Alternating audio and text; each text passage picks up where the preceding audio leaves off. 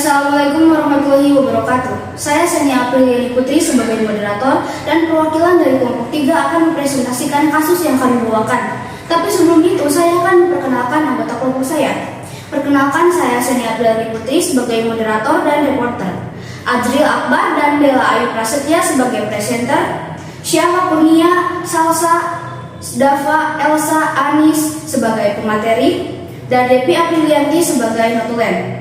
Selanjutnya kami akan menayangkan video presentasi. Selamat menyaksikan. Kasus yang kami bawakan merupakan kasus penganiayaan dan pembunuhan, yang dimana kedua hal tersebut adalah pelanggaran hak asasi manusia. Lalu apa itu hak? Hak adalah sesuatu atau hal-hal yang berhak manusia dapatkan, baik sejak lahir atau bahkan sebelum lahir. Contohnya, manusia memiliki hak absolut atau mutlak yang tidak boleh direnggut, misalnya hak untuk hidup. Manusia juga memiliki hak negatif pasif untuk tidak diperlakukan orang lain dengan cara tertentu, misalnya dianiaya dan dibunuh baik itu disengaja atau tidak sengaja. Setelah hak ada kewajiban. Apa itu kewajiban?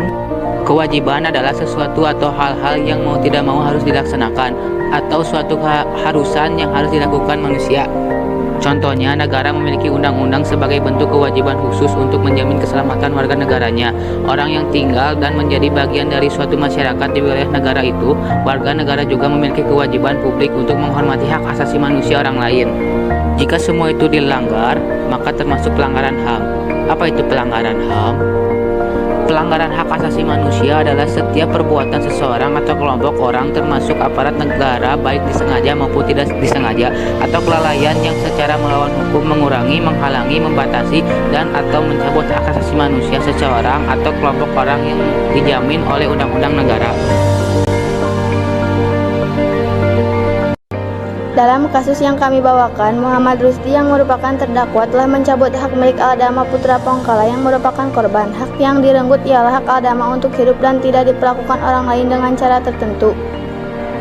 Rusdi juga tidak menjalankan kewajibannya untuk menghormati hak asasi manusia orang lain. Faktor terjadinya kasus ini juga adalah kurangnya pengawasan dari pihak kampus yang menjadi tempat terdakwa dan korban untuk belajar, akademik, teknik, dan keselamatan penerbangan Makassar. Sebelum melanjutkan materi, kami akan menayangkan sebuah video untuk memperjelas materi yang akan kami bawakan.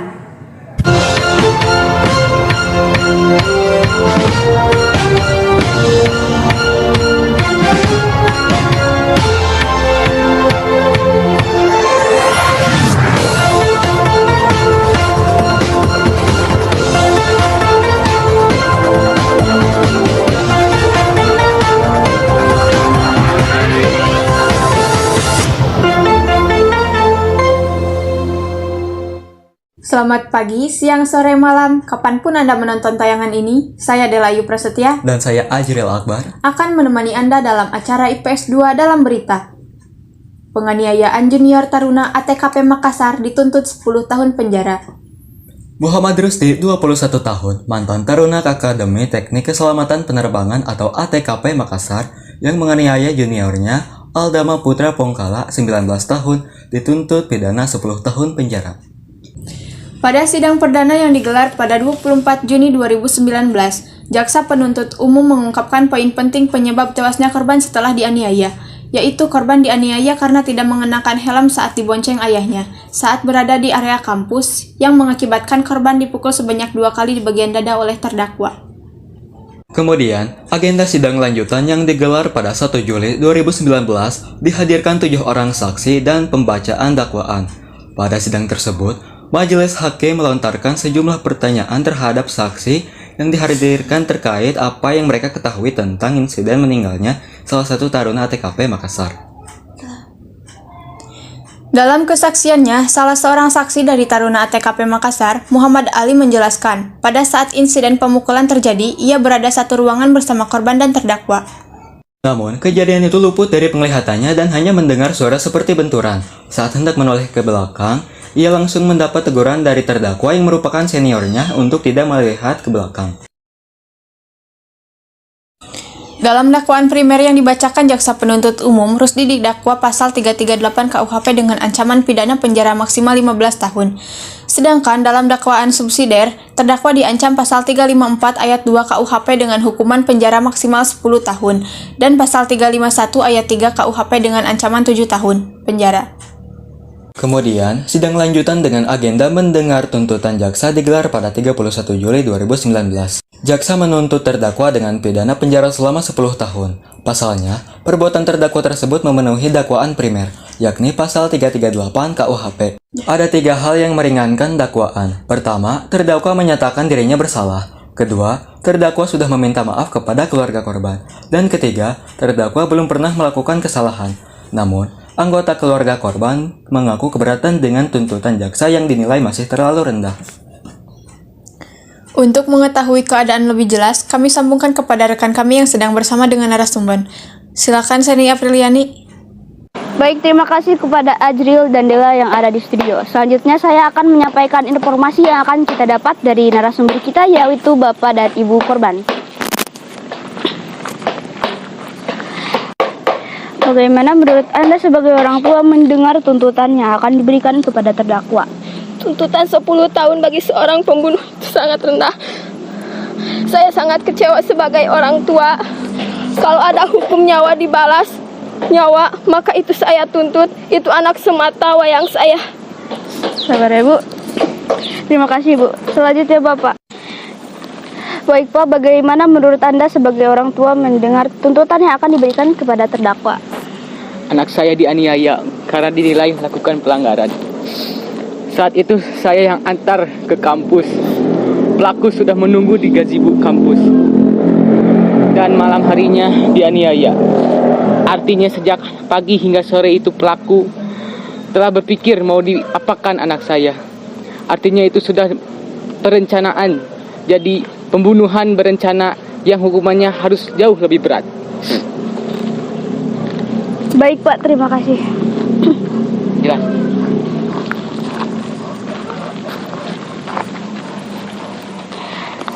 Nah, itu saja. Sekian informasi yang dapat saya sampaikan. Kembali ke studio. Baik, terima kasih kepada Seni yang telah memberikan informasi terkait. Pada sidang lanjutan yang digelar Pengadilan Negeri Makassar pada 7 Agustus 2019, terdapat agenda untuk mendengarkan nota pembelaan atau pledoi dari terdakwa. Melalui penasehat hukumnya, Sri Wahyuni mengatakan kliennya hanya memukul korban sebanyak 1 kali di bagian perut. Namun, Tabrani sebagai jaksa penuntut umum mengatakan jaksa tetap pada tuntutannya terhadap terdakwa dengan tuntutan 10 tahun penjara. Hal itu berdasarkan hasil visum di RS Bayangkara. Yaitu, penyebab kematian korban adalah kegagalan pernafasan yang diakibatkan oleh terganggunya fungsi organ paru-paru karena kerusakan akut setelah mengalami kekerasan di bagian dada. Sebelumnya, Taruna ATKP Makassar Angkatan 1 Aldama Putra Pongkala, 19 tahun meninggal dunia di RS Sayang Rakyat, Minggu 3 Februari 2019. Ia diduga dianiaya seniornya yakni Muhammad Rusdi. Penganiayaan itu dilakukan Rusdi dengan motif pembinaan kedisiplinan karena Aldama masuk ke area kampus di antar ayahnya dan tidak menggunakan helm. Rusdi pun meminta adik kelasnya itu menemuinya di kamarnya. Saat itulah, diduga terjadi penganiayaan yang disebut polisi terjadi pemukulan beberapa kali di bagian dada Aldama oleh Rusdi. Kepada orang tua, Aldama disebutkan masuk rumah sakit karena terjatuh di kamar mandi. Namun, orang tua korban tak percaya karena melihat sejumlah memar pada beberapa bagian tubuh putranya. Akhirnya, penyelidikan polisi pun dilakukan. Kemudian ditetapkanlah Muhammad Rusdi sebagai tersangka tunggal kala itu. Imbas dari kejadian itu juga, Direktur ATKP Makassar, Agus Susanto dinonaktifkan oleh Menhub, Budi Karya Sumadi. Muhammad Rusdi sendiri juga telah dikeluarkan dari kampusnya. Dirinya juga telah mengakui dan menerima putusan yang telah diberikan kepadanya. Sekian berita yang dapat kami sampaikan. Saya Dela Yu Prasetya. Dan saya Ajril Akbar. Pamit undur diri. Terima kasih.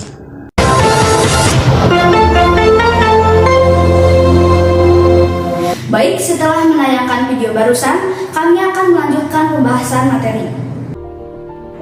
Pada 3 Februari 2019, Aldama diduga dianiaya oleh seniornya Rusdi. Penganiayaan itu dilakukan di kamar Rusdi dengan motif pembinaan kedisiplinan karena Aldama tidak menggunakan helm saat diantar ayahnya ke kampus. Setelah dianiaya dengan dipukul sebanyak 2 kali di bagian dada, Aldama tak sadarkan diri. panik, para seniornya pun membawa Aldama ke klinik dan juga membawanya ke Rumah Sakit Sayang Rakyat Makassar yang tak jauh dari kampus tersebut. Pada akhirnya Aldama dinyatakan meninggal dunia. Kepada orang tua, Aldama disebutkan pihak kampus masuk rumah sakit karena terjatuh di kamar mandi. Namun orang tua korban tak percaya karena melihat sejumlah memar pada beberapa bagian tubuh putranya. Akhirnya penyelidikan polisi pun dilakukan, kemudian ditetapkanlah Muhammad Rusdi sebagai tersangka tunggal kala itu. Sidang perdana 24 Juni 2019. Sidang ini digelar di Pengadilan Negeri Makassar dengan agenda jaksa penuntut umum mengungkapkan poin penting penyebab tewasnya korban setelah dianiaya, yaitu korban dianiaya karena tidak menggunakan helm saat dibonceng ayahnya saat berada di area kampus, yang mengakibatkan korban dipukul sebanyak 2 kali bagian dada oleh terdakwa. Sidang lanjutan 1 Juli 2019. Masih di tempat yang sama, agenda sidang ini adalah menghadirkan 7 orang saksi. Jarak saya hanya 4 meter dari korban dan terdakwa. Tidak ada dinding yang membatasi. Dalam ruangan itu hanya ada meja. Jadi kalau saya pada saat itu sempat menoleh ke belakang, pasti saya lihat apa yang terjadi. Tapi saya sempat mendengar suara seperti pemukulan. Ungkap seorang saksi bernama Muhammad Ali. Berselang beberapa menit kemudian, lanjut Ali, setelah korban tersungkur ke lantai, ia dipanggil oleh terdakwa untuk memberikan pertolongan kepada korban. Saya dipanggil oleh senior untuk memberikan napas bantuan kepada korban. Pada saat itu korban sedang pingsan dan kondisinya masih bernapas. Pada saat saya ada di lokasi, korban masih bernapas, tapi kondisinya tidak sadarkan diri, ungkap Haryono sebagai saksi. Tidak ada aturan khusus di dalam kampus, yang ada hanya aturan lalu lintas yang mewajibkan pengendara memakai helm, kata Ainur Rizal yang bersaksi tentang tidak adanya aturan khusus untuk memakai helm di kampus. Dalam sidang ini juga terdapat agenda pembacaan dakwaan. Dalam dakwaan primer yang dibacakan jaksa penuntut umum, Rusdi didakwa pasal 338 KUHP dengan ancaman pidana penjara maksimal 15 tahun yang berbunyi, barang siapa dengan sengaja merampas nyawa orang lain diancam karena pembunuhan dengan pidana penjara paling lama 15 tahun. Sedangkan dalam dakwaan subsidiar, terdakwa diancam pasal 354 ayat 2 KUHP dengan hukuman penjara maksimal 10 tahun yang berbunyi, jika perbuatan itu menjadikan kematian orangnya, si tersalah dihukum penjara selama-lamanya 10 tahun. Kemudian pasal 351 ayat 3 KUHP dengan pidana maksimal 7 tahun penjara yang berbunyi, jika perbuatan itu menjadikan mati orangnya, dia dihukum penjara selama-lamanya 7 tahun. Sidang lanjutan 31 Agustus 2019. Jaksa menuntut terdakwa dengan pidana penjara selama 10 tahun. Pasalnya, perbuatan terdakwa tersebut memenuhi dakwaan primer, yakni pasal 338 KUHP. Ada 3 hal yang meringankan dakwaan. Pertama, terdakwa menyatakan dirinya bersalah. Kedua, terdakwa sudah meminta maaf kepada keluarga korban. Dan ketiga, terdakwa belum pernah melakukan kesalahan. Namun, anggota keluarga korban mengaku keberatan dengan tuntutan jaksa yang dinilai masih terlalu rendah.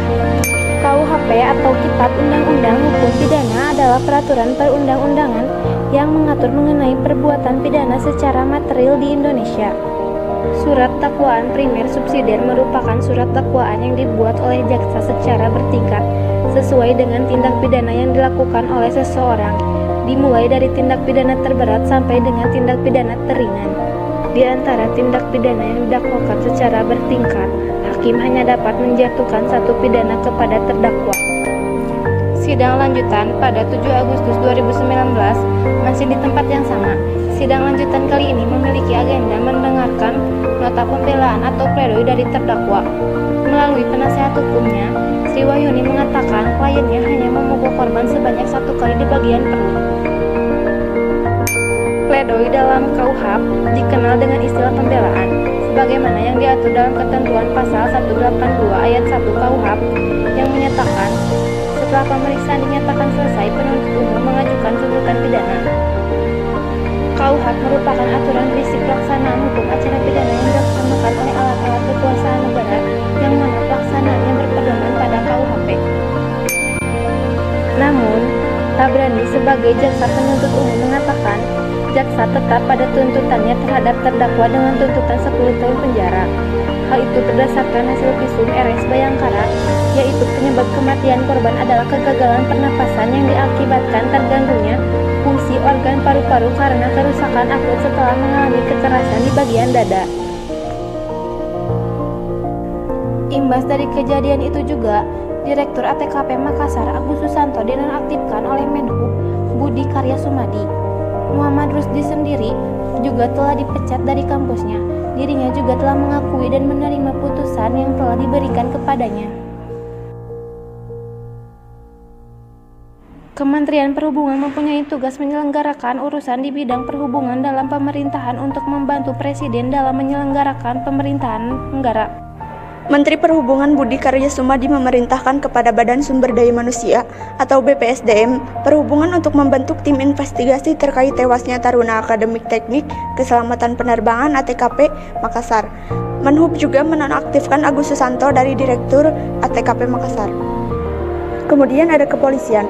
Fungsi kepolisian adalah salah satu fungsi pemerintahan negara di bidang pemeliharaan keamanan dan ketertiban masyarakat, penegakan hukum, perlindungan, pengayoman, dan pelayanan kepada masyarakat.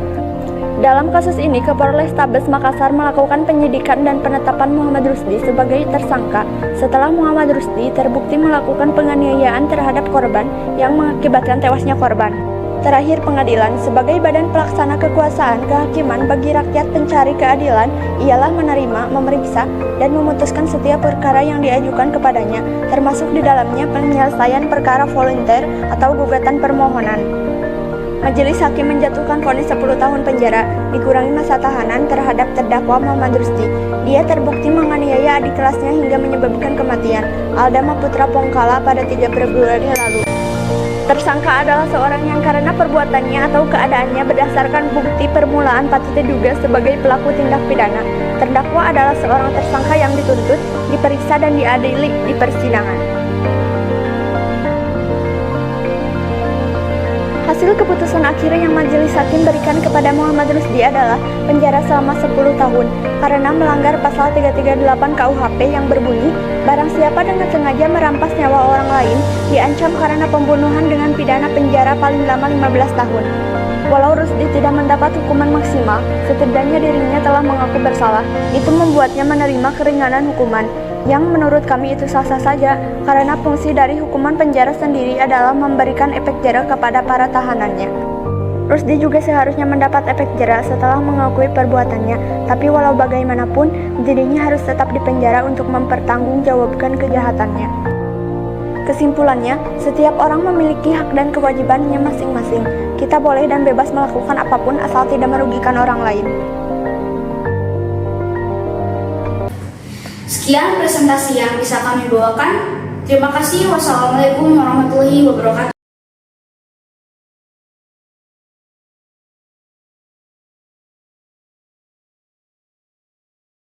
Ini adalah cerita saat aku masih sekolah.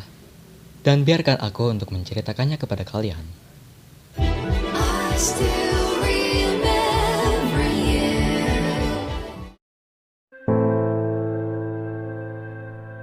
Dia adalah aku, Ajril. Seorang murid di sebuah SMA yang sering dibully oleh teman-temannya. Dan itu sebenarnya udah jadi rutinitas yang aku alami setiap hari di sekolah. Gak bisa dibilang terbiasa juga, tapi aku ingin segera bebas dari mereka. Aku dibully karena penampilanku dinilai culun oleh mereka. Tapi inilah aku.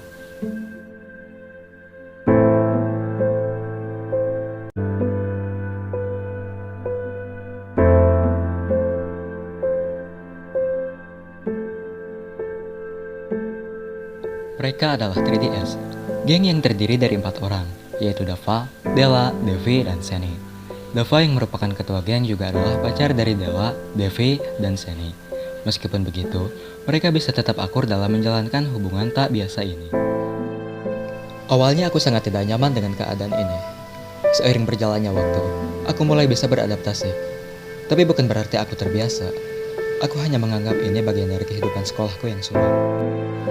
Beruntungnya, aku punya seorang dan satu-satunya sahabat. Dia adalah Salsa. Kami udah bersama sejak SMP. Hampir 6 tahun kami bersama. Dan dia juga selalu ada untuk menemani. Pas masih SMP, aku sama Salsa masih belum sekelas. Tapi kebetulan kelas kami bersebelahan. Waktu itu aku gak pernah dibully karena untungnya aku dapat teman-teman sekelas yang baik. Tapi sayangnya Salsa sebaliknya. Dia kadang-kadang dibully sama teman-teman sekelasnya. Karena kasihan, aku mau nemenin dia. Tapi keadaan berbalik saat kami masuk SMA. Sekarang akulah yang sering dibully sama teman-teman sekelas. Siapa lagi kalau bukan 3DS. Walaupun begitu, untungnya Salsa gak ikutan dibully sama mereka. Karena Dava gak mau nyakitin perempuan.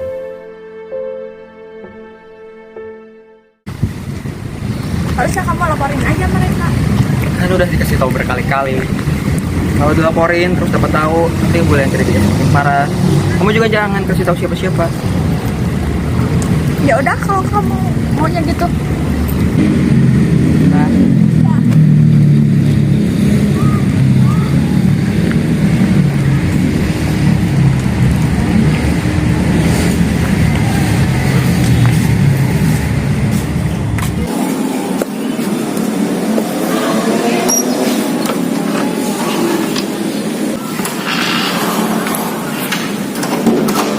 Ajril, kenapa setiap pulang sekolah kamu ngurung terus? Ayo, ada masalah apa? Ayo cerita.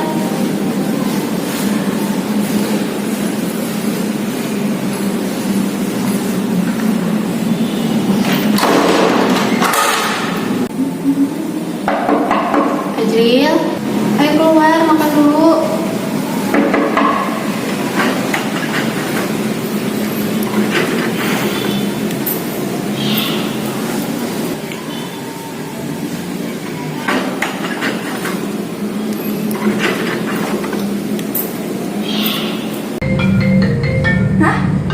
Maunya Ajril. Halo, iya tante. Ini tante mau nanya tentang Ajril. Oh iya tante, aku juga pengen ngomongin tentang Ajril. Gimana kalau kita ketemuan aja? Soalnya ini gak bisa diomongin lewat telepon. Nah itu tante setuju.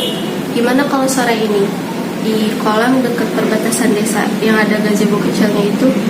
Iya tante, nanti sore. Oke ya udah. Tante mau masak dulu ya. Iya tante.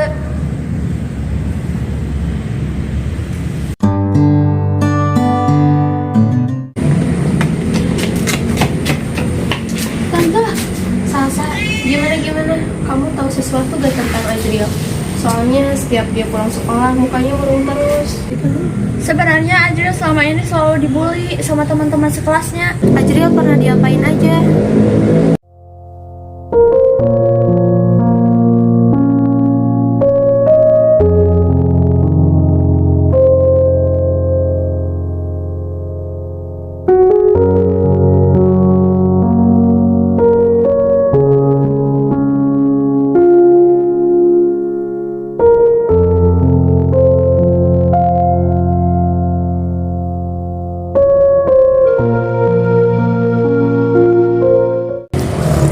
Jadi itu alasannya kenapa Ajril murung terus kalau di rumah.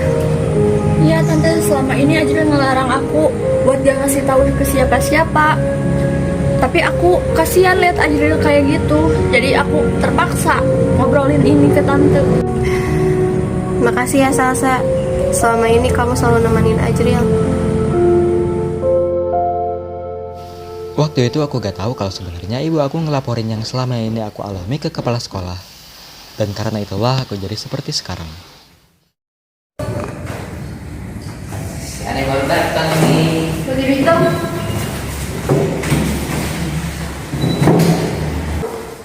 Cepet lama amat. Udah semua kan?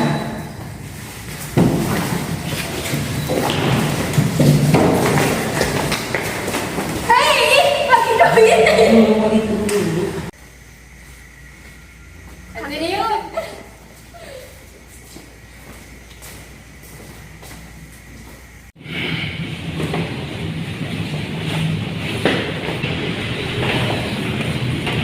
Dipakai ya?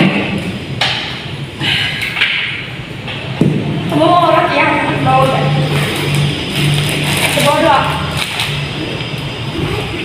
kamu makasih ya selama ini kamu udah baik sama aku, udah nemenin aku dari kita SMP sampai sekarang. Udahlah, kayak sama siapa aja. Kalau gitu kita makan sama-sama. Iya.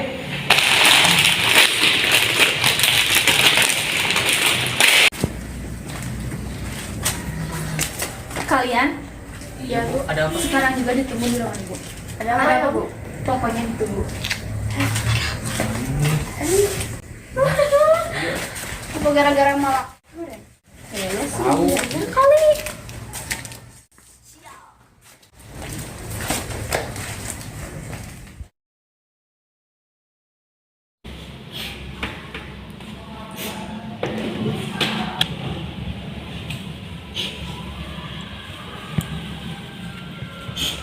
Jadi kalian yang suka membuli anak saya?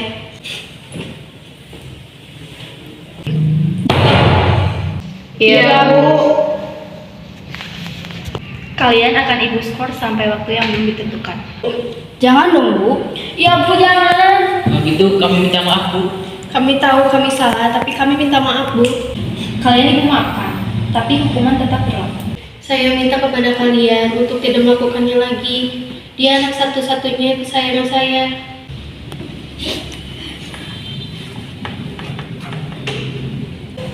Kalau gitu, udah dulu ya Bu. Saya masih harus kerja. Saya titip anak saya. Baik Bu, hati-hati di jalan.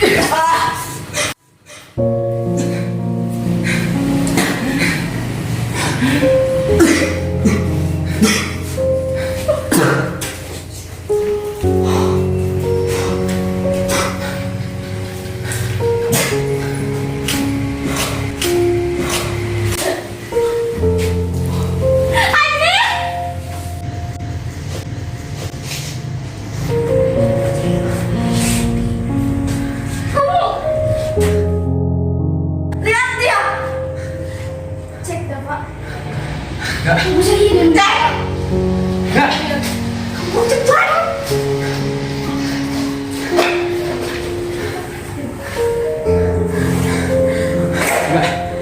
Gak mungkin.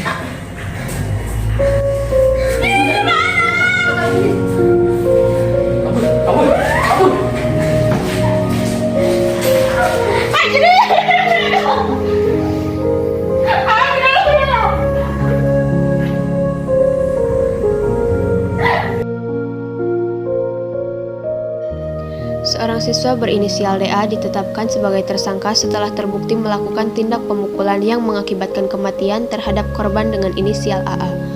DA yang sudah berusia 18 tahun dijerat pasal penganiayaan berat yang mengakibatkan kematian dalam pasal 351 ayat 3 KUHP dengan hukuman maksimal 7 tahun penjara.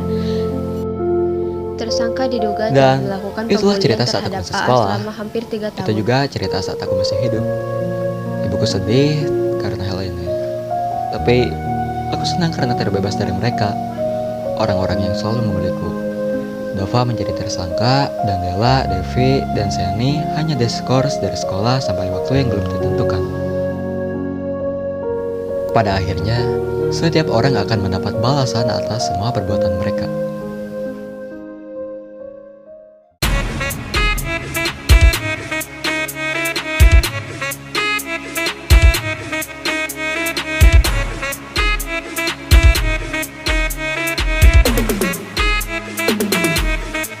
Can't call me artist, can't call me idol. 아님 어떤 다른 뭐라 해도 idol. I'm proud of it. 난 잘 없는 사랑을 했다 우리가 만나 지우지 못할 추억이 됐다. 볼만한 멜로드라마 괜찮은 결말 그거면 됐다. 널 사랑했다. 우리가 만든 love scenario 이젠 조명이 꺼지고 마지막 페이지를 남기면 조용히 말을 내리죠.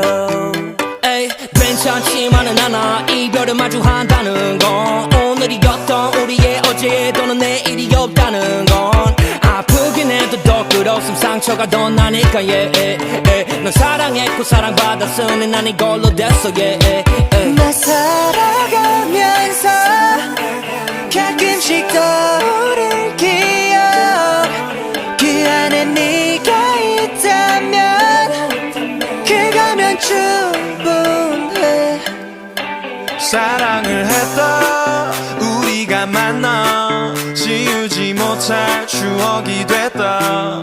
볼만한 멜로드라마 괜찮은 결말 그거면 됐다. 널 사랑했다. 우리가 만든 love scenario 이젠 조명이 꺼지고 마지막 페이지를 남기면 조용히 말을 내리죠.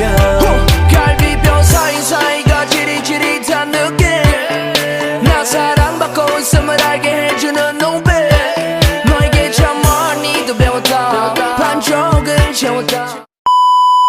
Allah, aku pasrahkan diriku sepenuhnya pada saat ini kepada penguasa langit dan bumi. Kalau aku ikhlas ya Allah, aku ikhlas.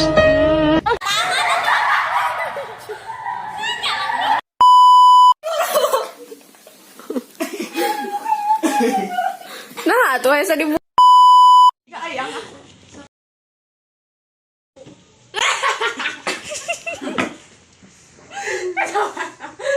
넌 사랑했고 사랑받았으니 난 이걸로 됐어